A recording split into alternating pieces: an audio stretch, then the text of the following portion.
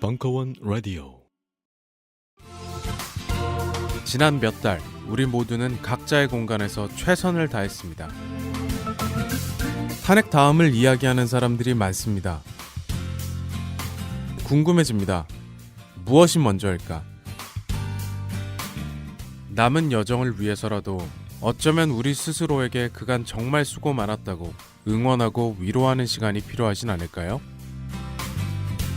우아한 대한민국이 되기 위한 길고 긴 여정을 함께할 여러분들을 위해 벙커원에서 프로젝트를 시작합니다. 3월 매주 금요일마다 진행되는 우아한 대한민국 리빌딩 프로젝트. 괜찮아요? 많이 놀랐죠? 3월 17일 금요일 저녁 7시 사이다 트위터리언 역사학자 전우용. 3월 24일 금요일 저녁 7시 안산치유공간 이웃 정신과 전문의 정혜신. 아직 갈 길이 멉니다. 벙커에서 잠시 쉬어가세요.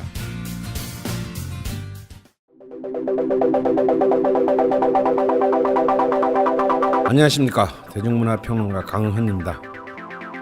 인간 정신의 온갖 나태함에도 불구하고 문화는 진보한다.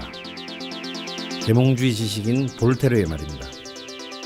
IMF 이후 붕괴된 대한민국의 문화산업, 그리고 한류의 극적인 성장, 촛불 집회로 대변되는 문화 정치학, 그리고 되살아난 블랙리스트의 망령. 앞으로 펼쳐질 찬란한 한국 대중문화의 미래를 소망하면서 90년대부터 지금까지 우리가 겪어온 대중문화사의 사건들을 되짚어봅니다. 다이나믹 코리아의 종횡무진 대중문화사, 이식의 얼음장과 독립의 몸부림 사이, 마지막 시즌4를 시작합니다.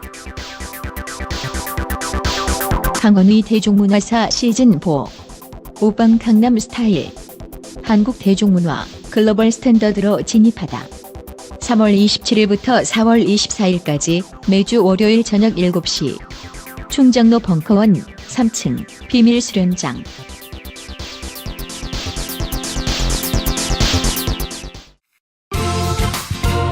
특별 편성 우아한 대한민국 리빌딩 프로젝트. 철학 박사 강신주. 다시 민주주의. 2017년 3월 10일 강연. 일부.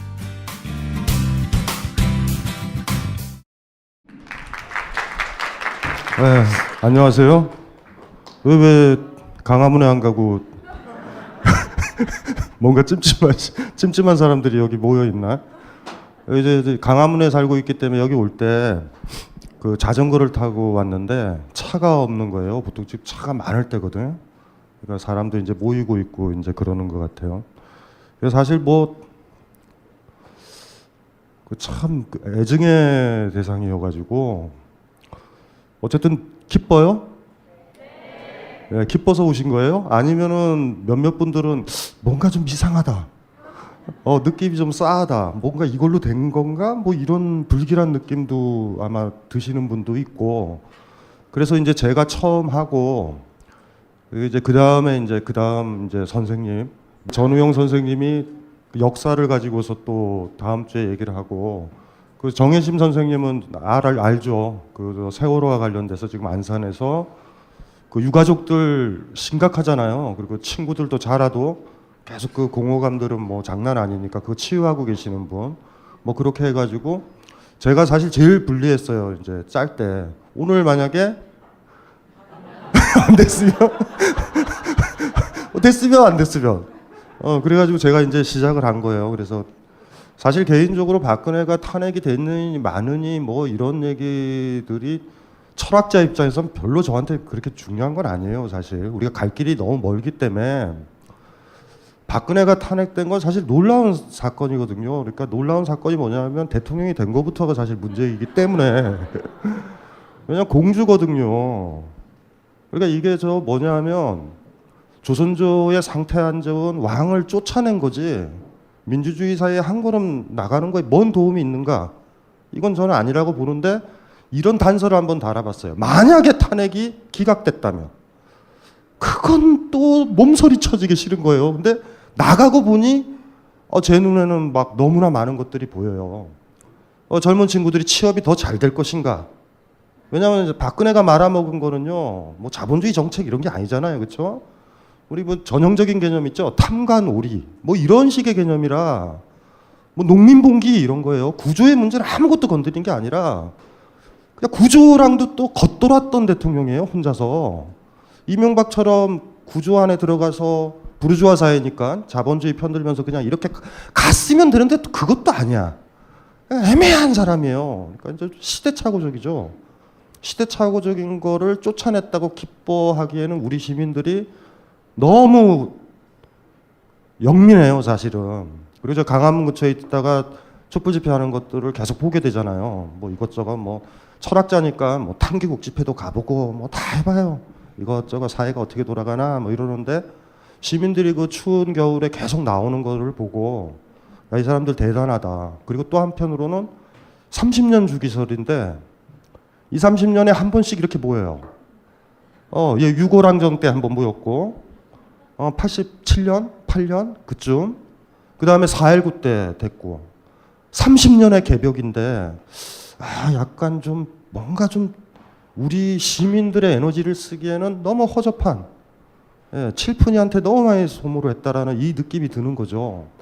그러니까 지금 많이 소진이 안 돼서 앞으로 이제 어떤 식으로 또 뭐 또 대통령 뽑는다고 또 뭐 이렇게 하고 그러면 또 일들이 또 이제 복잡해지는 거예요, 사실 우리한테는.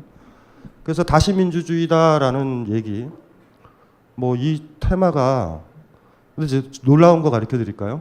제가 그래가지고 이제 박근혜가 탄핵이 되디 안 되디 간에 지금 정치 철학책을 집필을 하고 있는데 그걸 한참 하고 있다가 뭐 나름대로 사건도 정리하고 뭐 이렇게 글도 지금 쓰고 있고 세계화 이후에 정치는 어떻게 해야 될까 이것도 고민하고 있다가 저는 개무시한다라고 생각을 했어요, 사실. 박근혜가 탄핵되디 말디 그냥 이런 식으로. 근데 놀라운 사실을 정신분석학을 다시 공부해야 되겠어요. 제가 오늘 새벽 있죠. 새벽 5시, 6시까지 책을 봤거든요. 그러면 이제 자야 되잖아요. 근데 놀랍게도 10시 45분에 깨는 저 자신을 발견한 거예요. 그래서 속으로 이게 뭐지? 저 지금 깜짝 놀랐어요. 사실은 어제 집필하고 막 자료 정리만 할 때까지도 향후를 준비해야 된다, 철학자로. 무슨 말인지 아시겠죠? 앞으로 우린 무엇을 할 것인가? 뭔가를 하나 했잖아요. 근데 그 뭔가 정리한 그것이 너무 시대착오전 조선저적인 어떤 여자를 하나 제거한 거예요, 사실은. 공주를 하나 제거한 거예요. 사실 공주이기 때문에 또 투표로 뽑은 사람들도 있어요, 또. 그게 제거가 된 거죠. 그리고 뭐 이것저것 해가지고 뭐예요, 저 같은 경우에는 뭐 세무조사 들어오고 뭐 이런 것들이 있었거든요. 그러니까 전 싫어요. 박근혜가 싫어, 나는. 하긴 제가 막 뭐라고 박근혜가 좀 욕하고 강연도 많이 했기 때문에 그쪽도 싫어해야지. 최선을 다해서 서로 싫어하면 되는데 문제는 제꼈다고 생각했는데 10시 45분에 제가 깨는 건데 깨는 느낌이 무슨 느낌이냐면 맑아요, 마음이. 더 자려고 다시 한번 침대에 누웠거든요. 이런 건 무시해야 돼, 철학자로서. 근데 잠이 안 와요, 말똥말똥. 그러니까 옆에 있는 제가 TV가 없으니까 아이패드를 딱 놓고 동영상 있죠, 동영상. LTE로 보면 돈이 들어가니까 잘 잡아가지고 와이파이로 봤어요. 보고 나서 전문까지 언론에 뜨더라고요. 그것까지 딱 보고 나니까 급 피곤해지는 거예요. 그래가지고 한 2-3시간 자고 다시 또 이제 원래 상태로 돌아갔죠. 아마 다 그랬을 것 같아요. 한 2시간도 못 자고 어떻게 그렇게 잠이 깨지는지. 그래서 그 정신분석학을 공부해 봐야 되겠다. 제 지성이랑 제 삶 자체가 다른 거예요.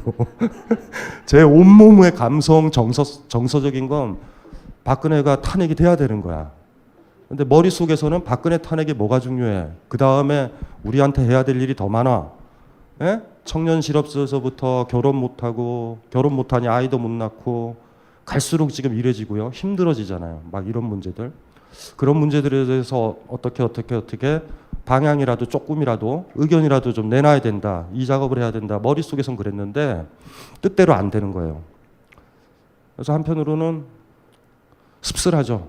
예, 이제 50의 나이인데 아직도 철이 덜 들어서 그걸 또 깨는 모습을 보고 여러분들한테 처음으로 고백하는 거예요. 일단은 10시 45분엔 상당히 불쾌했어요. 제 자신에 대해서.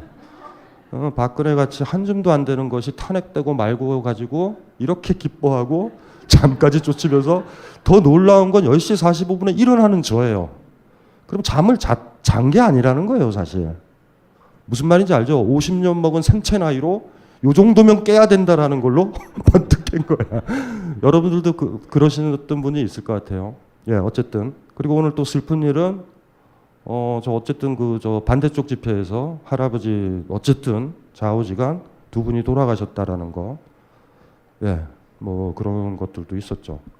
깔끔하게 정리가 안 되죠. 근혜 언니도 깔끔하게 정리를 못 하죠. 받아들인다 이러고 해산해라 이 한마디 해주는 게 마무리인데 그냥 가만히 있는 거 봐요. 그냥 아유 그냥 짜증나 죽겠어요. 그게 마무리를 해줘야 되는 게 있거든요. 마무리. 그러면은 그쪽 사람들이 그렇게 에너지를 안 쓰잖아. 그러니까 막 이렇게 외롭고 피폐된 공주예요. 나를 구출해 주세요. 성에 갇힌 공주 알죠? 막 이런 식의 이미지를 자꾸 두면 내일이 또 걱정이 돼. 네, 그래서 한편으로는 농담 삼아 그런 얘기했죠. 촛불 집회 쪽 사람들은 집회를 그만했으면 좋겠다. 일단은 다 얻었으니까 그만하고 할아버지 할머니들이 강화문을 뛰어다니게 그냥 내버려 둬야 된단 말이에요. 제가 봤을 땐. 예? 제가 그 집회를 참여해 보면 6.4 22기 전후에 해사 이런 깃발이 제일 많아요. 탄기국 집회 안 가보셨죠? 저는 잔미패도 가도 나이가 50대이기 때문에 그들이 별로 거부 반응을 보이질 않아요. 물론 제 머리는 쳐다봐요. 저 새끼가 아니 그래도 괜찮아요. 성조기를 들고 있기 때문에 괜찮은 것 같아요. 그래서 친미파로 생각하면 되니까 어쨌든 거기 가면은 심플하죠. 거긴 심플하고 저한테는 어쨌든 우리가 같이 살아가야 될 이웃들이기 때문에 이 모든 분란의 원흉이 박근혜 보수 세력, 박정희의 유신 독재서부터 친일서부터 너무 골이 심한 거잖아요, 사실은. 거기서 우리가 진짜 산산이 사실 쪼개지고 힘들어하고 뭐 이렇게 지금 부서지는 건데 참 이 얘기하기도 뭐예요. 지금 거꾸로 됐다고 합시다. 오늘 강의는 그렇게 시작하면 돼요. 만약에 탄핵이 기각됐다면 여러분들은 뭐 하실래요? 기각됐다면 강원에서 뭐 할 건데? 그거 물어보자. 예? 지금 여기 모인 건 가진 자의 여유죠? 강화문에 가서 뭐 하냐? 벙커에서 맥주나 마시자. 탄핵이 기각됐다면 뭐 하실 건데요? 어떻게 하실래요? 탄핵이 기각됐다면? 예? 싸울 거예요? 그 모습들이 탕기국 할아버지와 오버랩 된다라는 자각을 빨리 가져야 돼요. 우리가 생각해야 될 게 그거거든요. 정치 철학 뭐 다 여기가 개소리고 소수가 다수를 지배하잖아요. 소수가 다수를 지배할 때 가장 좋은 방법은 다수를 이간질시키고 경쟁시키는 거예요, 사실. 기업에서 인사고과가 있거나 정리해고를 하거나 기타 등등 하면은 누가 노조 활동을 어떻게 하겠어요, 그게. 이게 하나의 공식이거든요. 그래서 사실 시민들이 갈라서는 그 모습들 자체가 계속 사실 불쾌한 모습이에요. 우리가 저기 자유한국당 알죠? 자유한국당. 자유한국당. 자유 때문에 그래. 보수 세력이 왜 자유라는 단어를 가져가는지 아세요? 자유민주주의, 자유대한민국. 자유라 하면 우리가 쓰고 있는 리버럴리즘이에요. 리버럴리즘. 자기가 가진 재산을 자기가 쓸 수 있다라는 거예요. 자유는 두 가지 의미인데 우리 사회에 있어서 하나는 뭐냐 하면 자본가의 자유예요. 국가의 통제를 안 받고 자기 재산은 자기가 관리하고 고용도 자기가 하는 거예요. 해고도 자기가 하는 거야. 돈 가진 사람이 하는 거예요. 1차적 의미. 2차적으로 슬픈 의미가 뭔지 아세요? 여러분 우리처럼 되는 거예요. 자유노동자. 자유노동자가 뭔지 아세요? 취업을 해야 되는 거예요. 이곳저곳 취업을 해야 되는. 20세기 초반부에 여성들을 노동자로 쓰기 위해서 여성들을 자유롭게 만들었어요. 노예를 징집하기 위해서 노예를 자유인으로 만들어야 돼요. 그 자유의 의미가 있어요. 왜냐하면 노예는 누구한테 속했기 때문에 못 쓰잖아. 국가에서. 자본에서. 그러니까 한 여자를 집에 가정에 복속 안 시키기 위해서 20세기 초반에 여성한테 참정권을 준 거예요. 값싼 노동력으로 쓰려고. 이 자유는 다른 의미의 자유예요. 무슨 말인지 아시겠죠? 그러니까 두 가지 의미의 자유가 있단 말이에요. 이 자유라는 단어를 지키고 가고 민주주의라는 단어를 같이 가지고 오는 건데 하지만 이들의 포인트는 자유죠. 그러니까 자유한국당 그랬잖아. 저는 그 당명 너무 좋아해요. 포인트가 자유당이에요. 한국당이라 부르면 안 돼. 아주 노골화된 거죠. 리버럴리즘을 얘기를 하는 거예요. 자본 쪽으로 가겠다라는 얘기를. 사실 민주주의를 얘기를 한다라고 얘기를 했었을 때 여러분들이 막 헷갈리시면 안 돼요. 언론, 출판, 집회, 결사의 자유들 있잖아요. 그 무슨 말인지 아시겠죠? 그 여러분 자신이 움직이는 거예요. 우리 한 사람 한 사람이. 보통 자유라고 하면 이해되시죠? 사유재산을 인정하고 자기가 가진 재산을 그대로 쓴다라는 거예요. 그러니까 자본주의예요. 그러니까 자유민주주의는 정확하게 자본민주주의를 얘기하는 건데 이게 말이 되냐고요. 우리 회사 다녀봐서 알잖아요. 자본가가 우리보다 압도적으로 우월하다라는 거. 왜 금수저, 흑수저가 왜 나오냐고요. 그 바닥에선. 근데 그 자유라는 단어가 딱 들어와 버리면 우리는 당혹스럽다고요. 사실 굉장히 많이 당혹스러워요. 제가 뭘 얘기를 하는지 아시겠죠? 그래서 자유라는 걸 고집을 하는 거예요. 자유민주주의라는 용어처럼 나쁜 용어는 없죠. 그런데 자유라는 용어가 진짜 살아있으려면 딱 하나의 단서가 더 붙여야 돼요. 사랑. 무슨 말인지 아세요? 자유의 정의는 뭔지 아세요? 사랑할 자유를 얘기하는 거예요.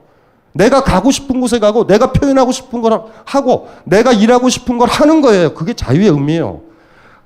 자유에서 사랑을 딱 빼버리면 자유라는 건 너저분하게 자기가 가진 힘을 자유롭게 쓸 수 있다. 특히 자본주의면 돈 가진 만큼 난 자유를 얻는다. 여러분들도 그걸 알고 있어요. 돈을 더 많이 벌면 더 자유롭다는 거 알잖아. 여행도 좋고 편하고 놀러 다닐 수도 있고. 그렇게 생각하는 거랑 자본가가 생각하는 거랑 같은 게 자유의 반대면에 사랑이라는 게 있다면 자유에서 사랑을 끊어버리면 자유라는 건 너저분한 권력 행사밖에 안 돼요. 그 자본가들의. 그래서 중요한 거죠. 사랑 민주주의 이런 건 좋아요. 무슨 말인지 알죠? 자유 대신 사랑 민주주의. 민주주의의 가치는요. 개별적으로 여러분들이 자기 얘기를 떠드는 게 아니에요. 이웃을 사랑해야 민주주의가 된단 말이에요. 한두 명의 독재자가 우리를 끌고 가는 게 아니라 우리 다수가 끌고 가려면 우리 의견이 다 갈라지거나 서로에 대한 애정이 없으면 공동체가 유지되겠어요? 민주주의는요, 막 그런다고요. 강력한 지도자가 얻게 되면 다 산산이 쪼개져서 흩어지고 혼란스럽더라고. 민주주의를 주장할 때 우리는 이렇게 얘기하는 거예요. 우리는 서로 사랑해서 우리가 끌고 갈 수 있고 우리가 양보할 수 있다라는 걸 우리가 인정을 하고 할 수 있다라는 걸 얘기를 하는 거예요. 민주주의는요, 여러분들 한 사람 한 사람, 저 한 사람 한 사람이 이건 내 주장이야. 너희들과 의견 달라. 나는 가겠어. 이런 게 아니에요.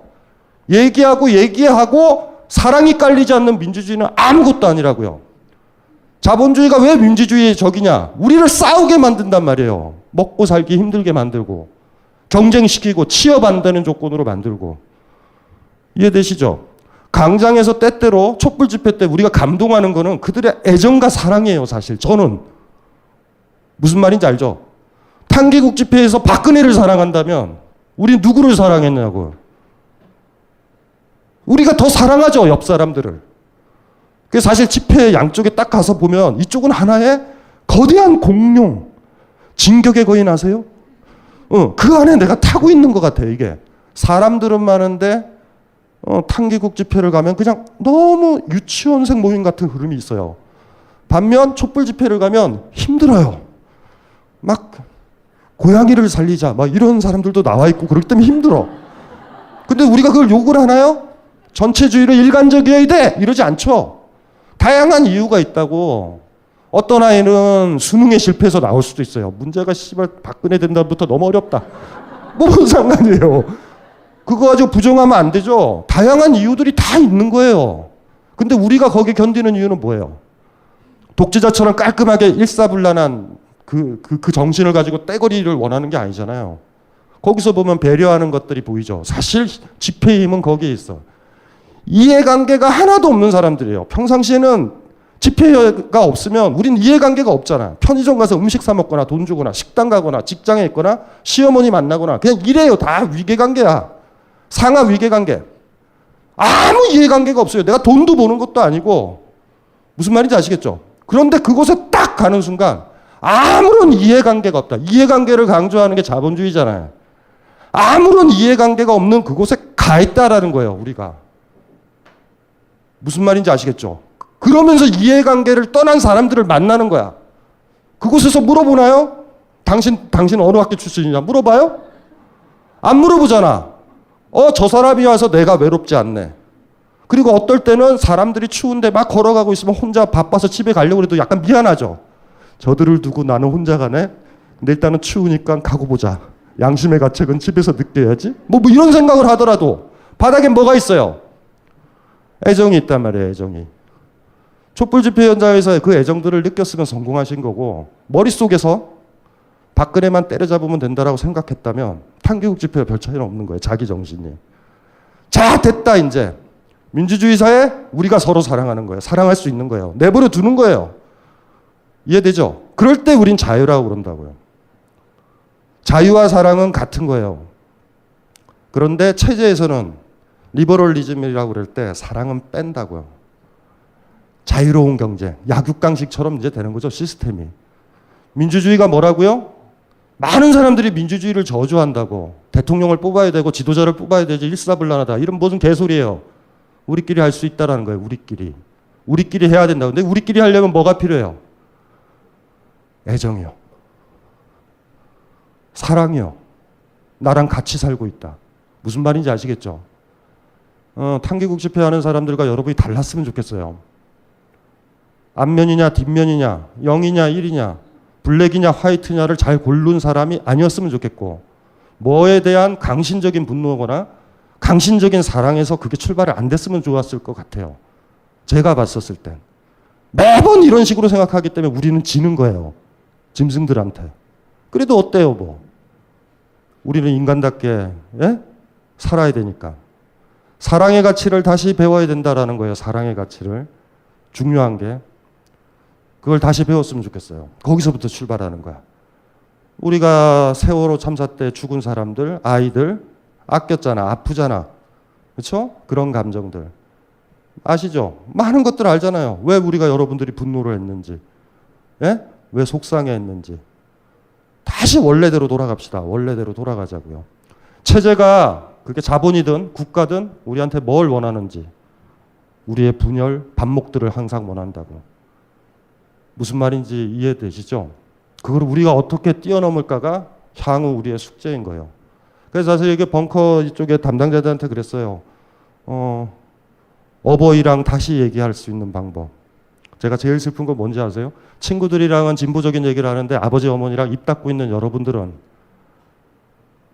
부모 자식 간의 관계에서도 애정도 회복이 안 되는 그 사람들이 어떻게 할 것인가. 이게 진짜 심각한 문제예요. 개인적으로. 너저분한 소통을 하고 화합을 하자라는 얘기를 하는 거 아니에요. 지금 다시 한번 우리가 고민해야 될 거예요. 다시 민주주의? 뭐 이렇게 번역을 해도 돼요. 다시 사랑이다고. 다시 그래도 사랑이에요. 오늘 혹시 두 명의 할아버지가 어떤 이유에서 돌아가셨을 때 기분 좋다라고 하신 사람 있나요? 그러면 안 된다. 그러면 안 돼요. 무슨 말인지 알죠? 그 정미용이가 죽는다 그랬다가 안 죽었잖아. 여러분 댓글 달지 않았어요? 약속을 지키세요. 이런 건 아니에요. 제가 봤을 때 그건 아니야. 박근혜 오늘 갈 데 없잖아요. 오늘 자잖아. 청와대 가가지고 쫓아내고 싶으세요? 롯데랑 척을 졌기 때문에 롯데 호텔에도 못 들어가는데 탄핵이 안 될 줄 알았나 봐요. 집도 정리를 못했어요. 지금 어디 갈 데가 없는 거야. 뭐 이런 문제들이요. 이걸 어떻게 할 것인가. 근데 다시 돌아올게요. 만약에 탄핵이 기각이 되었다면 여러분들은 어떻게 했을까? 탄핵이 인용이 됐잖아요. 탄핵이 인용이 됐을 때와 탄핵이 기각이 됐었을 때 여러분들이 살아가고 앞으로 어떻게 해야 될 거라는 거는 같아야 돼요. 그걸 고민을 해봤으면 좋겠어요. 오늘 여러분들이 고민해야 될 건 축하도 해야 돼요. 아, 기분 좋다. 왜냐하면 좋은 선례, 칭찬 하나 드리면 이제 앞으로 대통령들은 힘들어져요. 웬만하면 탄핵으로 들어가 이제. 남자 여자가 키스하는 것도 그렇지만 한 번이 어렵지. 두 번째서부터 쉬워요. 근데 이게 박근혜가 만든 거잖아요. 예? 노무현 때. 이제 우린 쉽게 탄핵이에요. 절차가 탄핵. 그 하나 전례를 만든 것들은 괜찮은 것 같아. 근데 사실은 아침에 일어나가지고 그 판결 이유를 딱 봤을 때 당혹스러웠어요. 많이. 재벌들의 재산권들을 침해했다. 그 너저분한 부르주아 법률이요. 자본가를 우월하고 사유재산을 우월하게 생각하고 어떤 식으로든 모의자인데 경쟁에서 얻었던 것들을 긍정하고 있는 부르주아 법률이 따다닥 얘기해서 끝나는 거야. 하나도 없어요. 왜 고용이 안 되는지, 왜 취업이 안 되는지, 왜 자본한테 저렇게 막대한 자유를 줬는지 얘기는 하나도 없어요. 모르겠어요. 다음엔 또 어떻게 될지. 몇 개월 지나서 또 대선을 하게 되면 또 그게 또 어떻게 될지 또 모르겠어요. 별로 변한 건 없어요. 그러니까 판결문들을 보면 무서워요, 사실. 철학자는 그걸 보거든요. 결과가 아니라 어떤 이유에서 이렇게 되냐를 보면 나중에 어떤 탄핵의 절차를 딱 밟아도 박근혜처럼 최순실만 없다라고 그러면 이명박도 탄핵을 안 받았잖아요. 굉장히 합법적으로 말아먹었기 때문에. 무슨 말인지 알죠? 대통령이 세금 가지고 지가 알아서 정책으로 쓰면요, 처벌을 못 해요. 물론 이제 나중에 4대강 조사를 해가지고 친인척 나오고 뭐 이러면은 뭐 괜찮아. 근데 친인척까지도 깔끔하게 정리를 했다라고 그러면 거의 처벌이 안 돼요. 우리 부르주아 법률이 그래요. 대통령한테는 우리 세금을 가지고 정책적으로 이렇게 하도록 만들었잖아, 그렇죠? 예, 이해되시죠? 어쨌든 간에 막 그런 문제도 막 떠올랐어요. 그 딱 이런 식으로 생각이 났죠. 그 사실 전문을 딱 보고서 이런 이유로 자본가 얘기는 왜 나오는데? 이건희가 뭐 안 받았나요? 안 받았어요? 삼성의 놀라운 의학기술 알잖아요. 세습이 완료될 때까지 이건희가 살아있잖아. 죽었는지 살아있는지 아직도 몰라요. 놀라운 의료기술이에요. 잘못하면 한 2000년은 살 것 같아.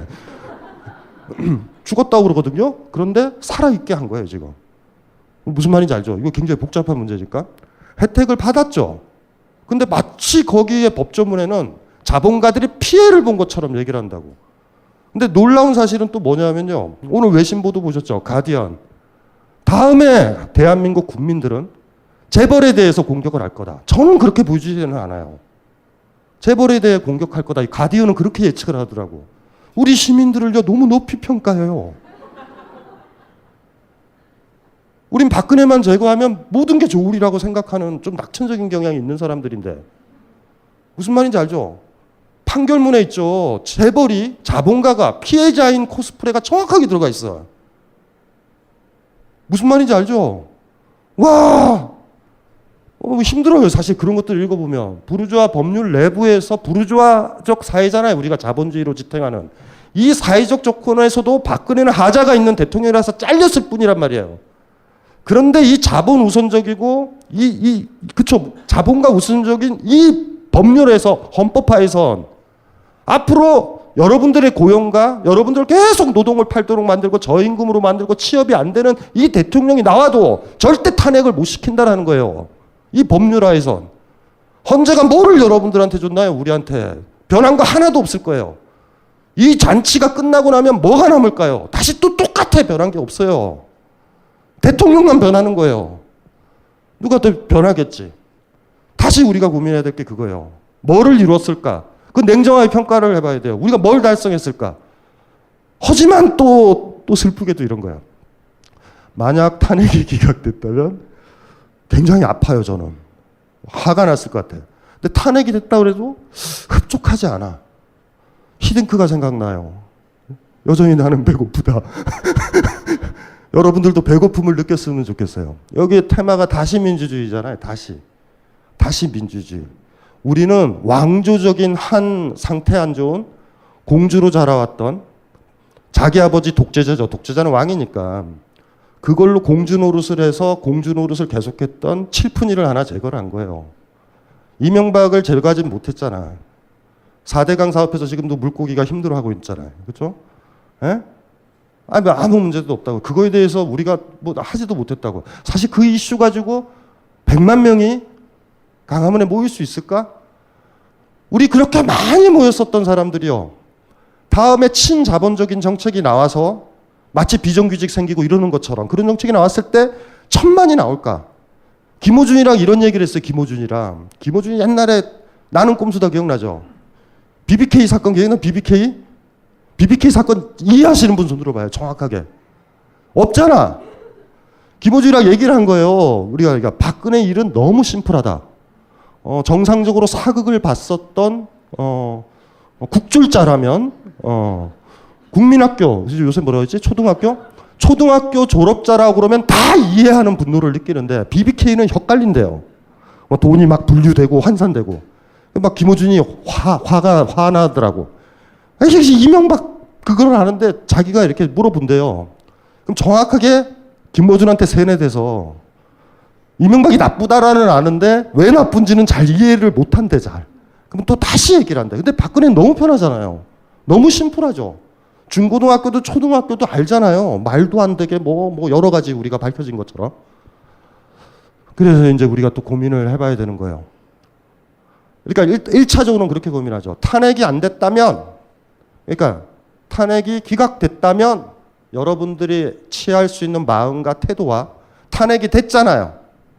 그게 일관적으로 만드셔야 돼요, 당분간. 무슨 말인지 알죠? 그게 같아야 된다고. 그게 분열돼 버리면 여러분들은 끝난 거예요. 마치 영화 기억나시죠? 트루먼쇼. 트루먼쇼 마지막 장면 기억 안 나요? 짐 캐리가 탈출했을 때 온 시민들이 잘됐다, 자유를 얻었다. 그 다음 제스처가 뭐예요? 채널 돌리잖아. 씨발 이제 리얼리티, 보라이티 어딨냐? 우리 그렇게 요 짧은 시간이 지나갈 수도 있어요.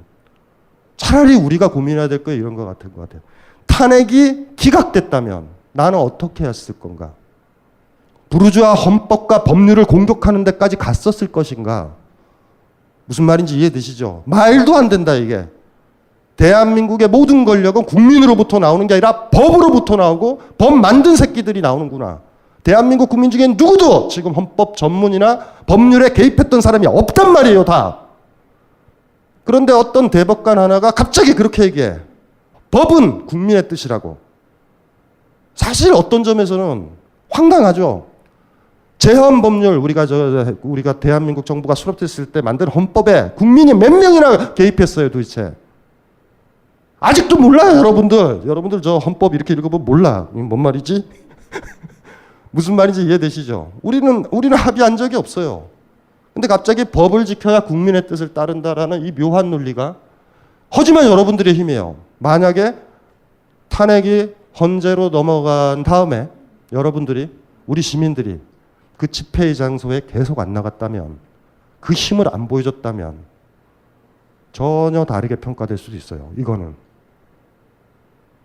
근데 오늘 또 묘한 미봉책을 봤어요. 마치 헌재가 우리 시민들의 뜻을 반영한다라는 제스처를 취하면서 다시 한번 미봉을 한 거예요.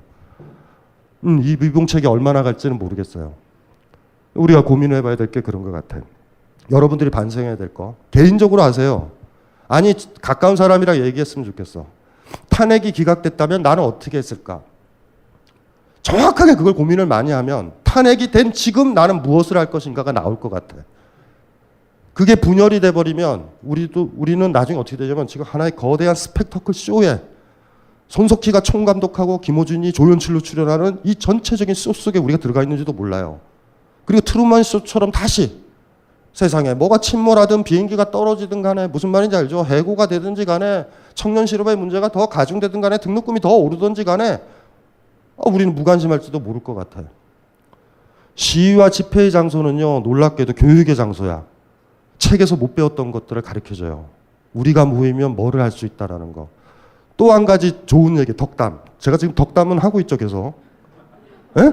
덕담 하고 있죠. 덕담을 더하면 여러분들 자식들은요, 최소한 여러분들 자식들은 민주적인 시민이고 광화문 광장에 나올 아이가 탄생한 거예요. 이거 굉장히 중요하다. 4.19 세대를 대학생으로 보냈었던 사람들, 그 시대를 보내서 이승만을 타도하려고 그랬던 사람들의 새끼들이 저예요. 386 세대, 486 세대, 이제 586 세대라고 그러겠다. 80년대 후반 학번. 이 80년대 후반 학번의 아이들이 바로 지금 20대야. 촛불 집회에 보는 그 아이들이요. 그러면 당연히 어떻게 하겠어요? 그 아이들의 또 20년 후, 30년 후에 힘이 있는 거예요. 이것도 주기설이에요, 주기설. 무슨 말인지 알죠? 이 주기가 반복된다고. 어머니, 아버지가 그 경험이 있는 거야. 야, 나 박근혜 훅 보냈었다. 무슨 말인지 알죠? 프랑스가 왜 정치적으로 민주적인지 아세요? 프랑스는 루이 16세를 자기들이 죽였잖아. 왕을 딱 죽이는 순간 뭐가 생기냐면 이제 내가 주인이에요. 내가 책임져야 돼. 프랑스의 민주의식은 그거예요. 탄핵이 헌재라는 묘한 과정을 거쳤음에도 불구하고 어쨌든 간접적으로 그 압박 과정에 시민의 힘이 결정적이었잖아요. 저는 우리 시민들이 지금서부터 자라야 된다라고 봐요. 우리 모두가. 내가 여러분들이 무슨 경험을 했는지. 그리고 이거는 상당히 좋은 효과는 있어요. 앞으로 누가 대통령이 되든지 간에 어떤 느낌이에요? 웬만하면 탄핵 가는 거예요. 한 번이 어렵지? 두 번, 세 번은 쉬워요. 계속 하면 돼. 계속 탄핵. 우리 계속. 이 절차를 하나 만든 거예요. 그건 희망인 것 같아. 무슨 말인지 이해되시죠? 우리가 친일파를 척결을 못하니까 독재 세력도 다 척결을 못하잖아. 쭈쭈쭈쭈쭈쭈 그런 것처럼. 우리 뭐 역사 뭐 별거 아니죠. 뭐 전두환이 있었을 때 전두환이 사형 선고받았을 때 죽이면 된다고. 그럼 독재를 하면 죽는구나를 남겨놓으면 돼요. 그럼 그 다음 대통령들이 하기가 힘들어요. 웬만하면 죽거든. 예? 그러니까 이제 전두환이 살았잖아. 그런 일도 살았잖아요. 근데 어쨌든 요번은 한 번에 매듭, 한 번에 마무리는 맞는 것 같아. 예. 다시 고민을 해봅시다. 어쨌든 전문을 집에 가서 다시 한번 분석을 해봐야 돼요. 세월호에 대해서도 충분한 이유가 없다. 그냥 넘어갔잖아. 지금 남은 건 뭐냐면 우리가 지금 알고 있는 거 있죠. 태블릿 PC에서 나왔던 최순실 건. 그걸 가지고서만 지금 판결이 내려진 거예요. 앞쪽에 언론 개입 이런 거. 권력을 가진 자들이 그 정보 뭐 김기춘 같은 애들이 그거 다 정리 못할까 깔끔하게. 증거가 없다. 아주 그 협소하죠. 사실. 그리고 마지막에 가서 이게 조금 돼서 지금 이렇게 지금 간신히 된 것 같아. 저 섬찟했어요. 차근차근 증거가 불충분하다. 어이 씨발 뭐야. 그다음에 증거가 불충분하다. 무슨 말인지 알죠? 증거 꼭 그걸 붙인다? 뭔가 문제는 있지만 그러나 이 뭐지? 그 최순실도 막 얘기해요. 그러나 나왔다. 어쨌든지 간에 우리 지금 그런 상황에 있는 것 같아요. 다시 한번 고민을 해보자고요. 우리가 뭘 제거했는지. 뭘 제거했을까? 옛날에 우리가 여러분들이 진짜 고민을 많이 해야 될 게 이건데 갑자기 저는 최근에 그 책이 많이 떠올라요. 20세기에서 21세기 들어와가지고 가장 주목을 받는 사람, 동구권이 몰락을 했기 때문에 이제 시간이 조금 지나가지고 조금 이제 서구에서는 정치 철학자들이 많이 읽는 사람이 누구냐면 레닌을 많이 읽어요.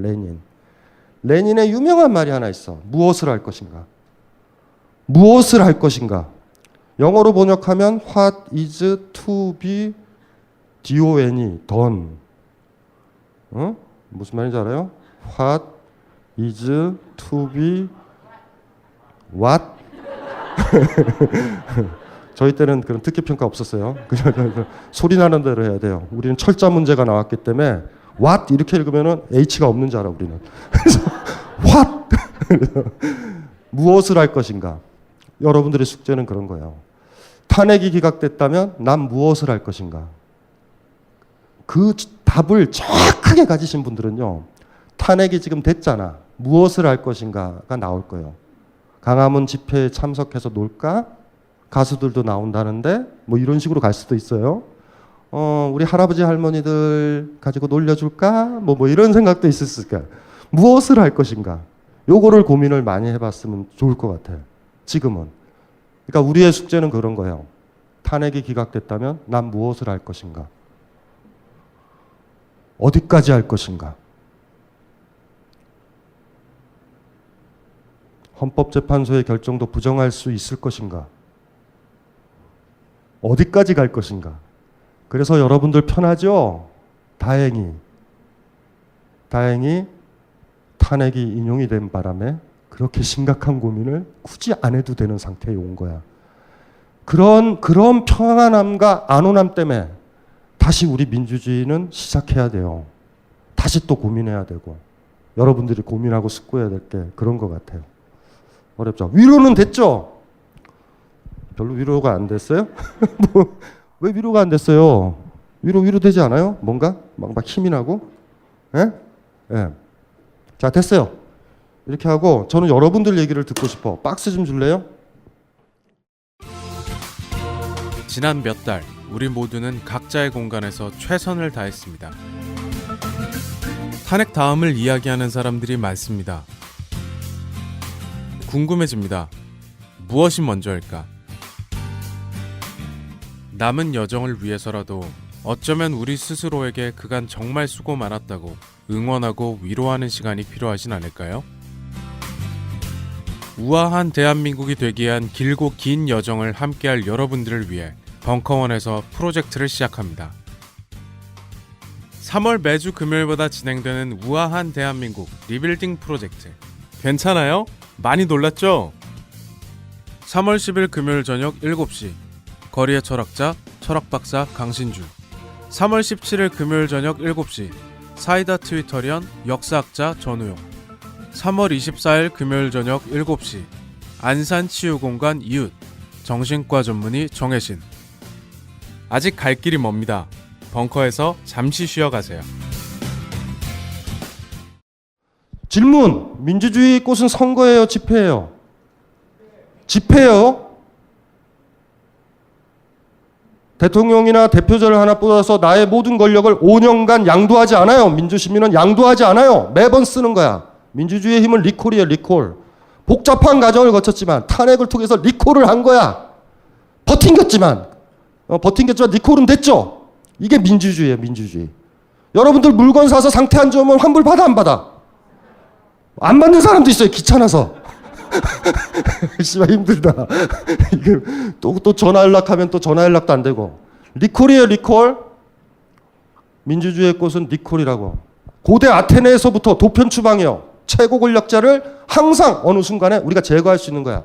5년 동안 대통령이나 국회의원한테 모든 권력을 양도를 하면 논리적으로 우린 권력이 없는 거예요. 그냥. 그래서 아나키스트들은 이렇게 대의민주주의를 비판한다고. 독재자를 뽑을 수 있는 권리라고. 민주주의는. 항상 여러분들이 염두에 두는 거. 누구를 뽑아도 상관없어요. 수틀리면 다 내리면 돼. 그러려면 집회가 가능해야 된다고. 집회. 민주주의 꽃은 집회예요. 가만히 계시면 돼. 임기 막 조정해도 돼요. 짧아도 되고 길어도 돼. 상관없어. 임기가 10년이면 뭐해? 1년 만에 리콜하면 되는데.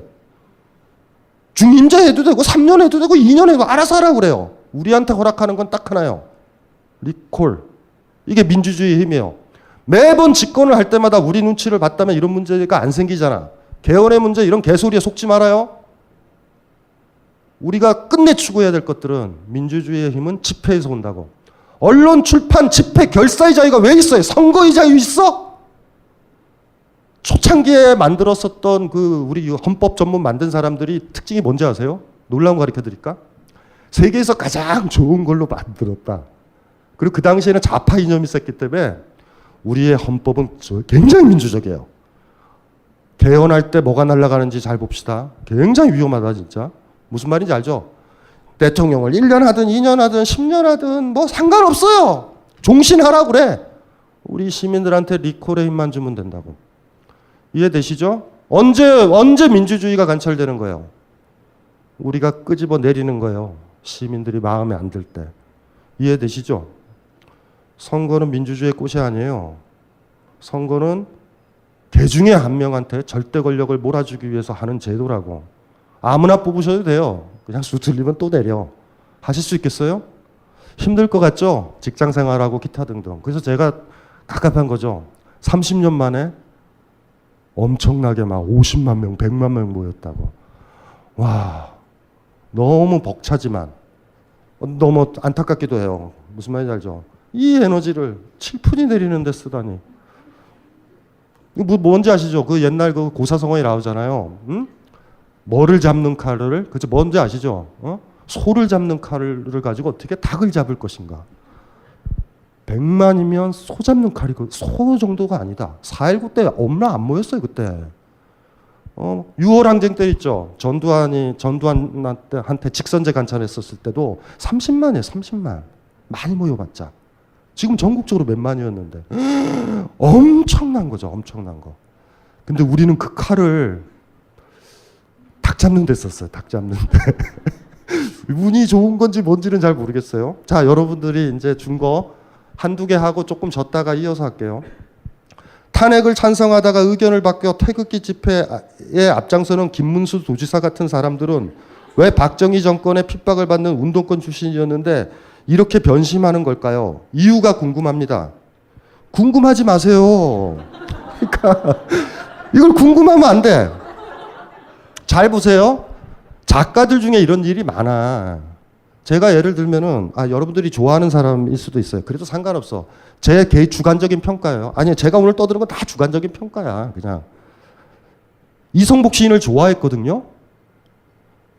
근데 시간이 가면 갈수록 문제에서 시집이 계속 나왔어. 근데 초기에 뒹구는 돌은 언제 잠 깨는 건가? 그 시집을 썼었을 때 우린 굉장히 라디칼하게 읽었어요. 기존의 가족 제도나 권위적인 가부장제를 벗어나서 수평적 연대와 사랑에 대해서 얘기를 했거든. 이게 너무 좋게 읽었어요. 근데 최근 3, 4년 전에 나온 시에 보면은 가족을 찬양해.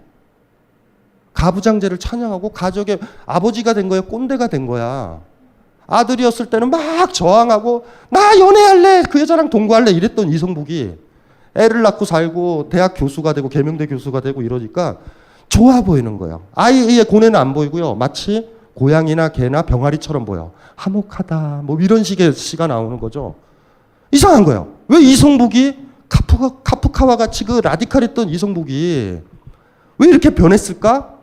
저도 변했다고 생각했어요. 그래서 뒹구는 돌은 언제 잠 깨는가 젊었을 때 썼던 그 시집 읽었더니 그 안에 다 있어. 젊었을 때는요, 남의 눈치를 보느라, 선생들의 눈치를 보느라 자기의 핵심 말고 딴 게 막 들어와 있어요. 무슨 말인지 알죠? 나이가 들게 되면 그게 다 터져 나와요, 그냥. 김문수가 변한 게 아니에요. 김문수가 드디어 커밍아웃을 한 거예요. 김문수는 일관적으로 살아왔어. 박정희 정권 때 시위를 했었던 사람들 있죠. 그 사람들의 가장 큰 발상 바닥에 뭐가 있냐면 계몽주의가 있었다고. 우리 같이 대학에서 교육받고 서울대 다녔던 게 군바리 밑에서 뭘 하는 거냐 이런 거야. 무슨 말인지 알아요? 김지아서부터 다. 뭔 말인지 알죠? 자기 자신이 더 빛나야 된다라는 의식을 가지고 있었던 사람이에요. 그러니까 이상하게 생각하면 우리 바른당으로 갔잖아요. 하태경이 항상 하는 얘기 그러잖아. 80년대 자기가 운동을 그렇게 했었다. 저는 항상 얘기하잖아요. 운동했던 새끼가 그러냐. 돌아보면 80년대는 트렌드가 돌 던지는 트렌드라 다 던질 수 있었어요. 무슨 말인지 알죠? 80년대 시위를 안 했던 사람이 비범한 사람이에요, 그땐. 그게 뭐 자랑이라고 그래. 우리 할 데도 없었어요. 수요 거부하기 때문에 선배가 돌 주면 돌도 던지고, 돌도 또 멋있게 던지면은 또 여자들도 만나고, 뭐 이러는 거. 총학생회장을 제일 존경했던 시절이니까, 막 그랬던 시절이니까. 그리고 좀 디테일하게 분석하면, 대구 경북에서 박근혜 지지로 돌아갔잖아요. 그럴 때 많은 국회의원들이 이인재서부터 기타 등등이 탕기국 집회에 들어간 거야. 왜냐하면 김문수 아시잖아요. 김문수가 대구에서 떨어졌잖아요. 그러니까 이 사람이 생각하는 건 그거죠. 그러니까 사실은 지금 바른정당에서 TK 나왔던 사람이 다음 총선에서 몇 명이 될지는 몰라요. 사실 전멸할 수도 있어요. 그러니까 그걸 딱 아는 거죠. 김문수 다 한 거예요. 사실은 김문수가 바보가 아니에요. 그 사람들 바보 아니에요. 국회의원들은 바보가 아니에요. 국회의원들은 짐승이에요. 뭐가 자기 표가 얻고 권력을 얻을 수 있는가가 정확하게 계산하고 움직이는 거야. 그 전에는 안 가잖아요. 여론조사가 뚝뚝 나오면서 어차피 대구에 또 지원해야 되잖아. TK는 넘었단 말이에요. 그때가 우리가 한참 그 힘 때문에 태극기 집회가 막 이렇게 뜨고 막 국회의원들이 왜 숟가락 얹어요? 뭐 별건 아니에요. 그거는. 김문수 다운 걸 수도 있어요. 핍박받는 운동부 출신이다. 대표적인 게 이재호예요. 이재호 아세요? 이재호는 김문수 정도가 아니었어요. 걔는 그냥 빨갱이였어요. 그냥 우리가 봐도 너무 빨갰던 사람이야. 그럼 다시 또 공부하고 싶은 거예요. 이재호가 그 당시 썼었던 글들을 보면 지금 이재호에 그게 다 있어요. 사실. 여러분들 젊으신 분들 있죠. 지금은 왔다 갔다 하실 거예요. 왔다 갔다 하시는데 나이가 들으면 거칠 게 없죠. 주변 사람들보다 자기가 나이가 많다라고 그러면 여러분들이 가졌던 진정한 모습이 튀어나오기 시작해요. 그러니까 공부 열심히 하셔야 되고 인간성을 개조해야 돼요. 무슨 말인지 알죠? 나이 들면 지성으로 자기를 통제를 못하면 자기의 욕망, 자기의 힘, 꼰대 기질이 막 쏟아져 나오기 시작해요. 그게 무서운 거야. 엄마 보면은 할머니 보면 꼰대 같죠? 막 말해서 그래요. 여러분 할머니가 시집 갔을 때 막 얘기했겠어? 조신조신하게 이렇게 뒤죽박죽 섞어서 얘기하고 자기도 섞고 이러죠. 근데 나이가 들면 다 튀어나오는 거야. 그래서 이러는 거죠. 뭐 이렇게 결혼 생활할 때 남편이 변했다. 변한 게 아니에요. 그 모습을 못 본 거예요, 여러분들은. 변한 게 아니라 그 모습이 본질인데 위장을 하고 있었어. 아내를 얻기 위해서. 근데 이미 잡아놓은 사냥감이기 때문에 더 이상 잘 볼 이유가 없어. 그래서 드러나는 거예요. 이럴 때 여러분들은 스스로 한탄하면 돼요. 이 병신 같은 게 사람도 못 봐서 속았다. 작가들을 보면 그렇게 많이 보인다고. 조정래 작가도 사실 굉장히 겁난단 말이에요. 황금말리 있죠. 자본주의적으로 중국이 발달해서 그 얘기를 쓰잖아. 태백산맥 썼던 사람이. 그러면 빨리 태백산맥을 다시 읽어봐야 돼요. 태백산맥에서 표면적으로는 그렇지만 다른 면들을 여러분들이 읽을 수가 있어요. 분명히. 변하는가? 변절 진짜 힘들어요. 사투리 바꾸는 것보다 더 힘든 거예요. 자기 마음을 바꾸는 건. 그러니까 지금까지는 가려놨던 것들이 이제는 가릴 게 없는 거예요. 나이가 들면서 벗어버리는 거예요. 이거는 그 사람들 보면서 여러분들이 성찰을 해야 돼. 여러분들도 권력이 생기고 힘이 생기고 나름대로 어느 지위든지 간에 힘이 생기면 여러분의 꼰대 기질이 나오기 시작한다. 그러면은 주변 사람들이 그래. 쟤 변했다. 변하긴 뭘 변해요. 진정한 자기 모습을 당당하게 실현하고 있는데. 오히려 그 친구들이 만약에 젊었을 때 그런 보수적 기질, 김문수가 지금 보였던 모습을 보여줬다면 누군가 야단도 쳤을 거 아니에요. 야, 이 새끼야, 너 그러면 안 돼. 학생 운동을 하고 시위를 하는 거는 우리나라 가난한 사람들을 위해서 하는 거지 네가 엘리트기 때문에 하는 계몽주의자가 아니야 라고 딱딱딱 선배가 비판했으면 그때 반성을 하거나 시위를 그만둘 수 있었잖아. 근데 그걸 안 한 거예요, 전혀. 자기 거를 속내를요. 젊었을 때 거꾸로 살아가야 되죠. 젊었을 때는요, 남 눈치 보지 말고 자기가 생각했던 걸 막 표현하는 게 좋아요. 그래서 주변에 지적질도 들어오고 반성도 하고 충격도 받고 상처도 받고 결별도 당하고 이런 과정을 겪어요. 나이 들어서는 거꾸로 해야 되지. 무슨 말인지 알죠? 더 배려하고 어떻게 보일까? 내 생각은 옳은 것인가? 이런 반성들을 해야 되는 거예요. 그래서 우리가 젊었을 때 지성을 많이 쌓아야 돼요. 지성이 나를 반성하는 거잖아요. 반성 능력, 내가 뭐 하고 있는지. 내가 뭐 하고 있는지요. 지성의 힘이 안 쌓이면요. 자기의 꼰대 기질을 통제를 못 해. 그리고 세상이 좀 이상하고. 지금 나이 드신 어른분들이 사실 그 모습으로 가지고 있는 거예요. 유신 독재를 사셨다가 박근혜를 왜 뽑았어요? 그때 경제가 좋았잖아. 자본주의에 대한 분석도 하나도 없으세요, 그냥. 지금은 이미 그때가 아닌데. 무슨 말인지 이해되시죠? 개발경제 시절이 아니란 말이에요. 자본주의적 그 순서로는. 그런데도 박근혜를 뽑으면 잘 살 수 있으리라고 생각을 하는 거야. 반성이 없는 거죠. 그래서 여러분들한테 꼰대처럼 나와요. 그냥. 말도 안 통한다 이렇게 나온다고. 그래서 여러분들이 반성해야 될 거 이거죠. 김문수를 통해서 우리는 반성을 합시다. 여러분들도 김문수처럼 될 수 있어요. 그럼 단호해야 돼요. 여러분들 중에 사드 배치 찬성하는 사람도 있죠, 속으로. 나중에 김문수 되는 거예요. 속으로는 그렇게 생각해. 자기가 권력자인 거예요. 뭘 지켜야 돼. 뭐 이런 생각을 가지고 있는 거죠. 여러분들 바로미터다? 아마 그게 쟁점이 될 거예요. 이해되죠? 난 다 진보적인데 사드는 이런 사람들 있잖아. 개소리 하지 마세요. 김문수보다 더 무서워져요. 계엄령을 일으킬 애들이에요. 그런 애들이. 그거는 일관적인 거예요. 그건 어려운 건 아니에요. 여러분들도 그런 사람 있죠? 사드는. 손 들어보세요, 솔직히. 손 못 드는 분위기다. 손 못 드는 분위기다. 어쨌든지 간에. 그런 것들. 가정에서 민주주의를 찾는 방법이요. 이게 누가 발언을 하느냐에 따라 달라요. 이게 아이가 할 수도 있고 아내가 할 수도 있고 남편이 할 수도 있어. 이분 누구예요? 아니 그냥 크게 얘기를 해봐. 부인이에요? 남편? 에? 본인이에요? 아버지 뭐 본인이 아버지야? 아 아버지가 반민주적이에요?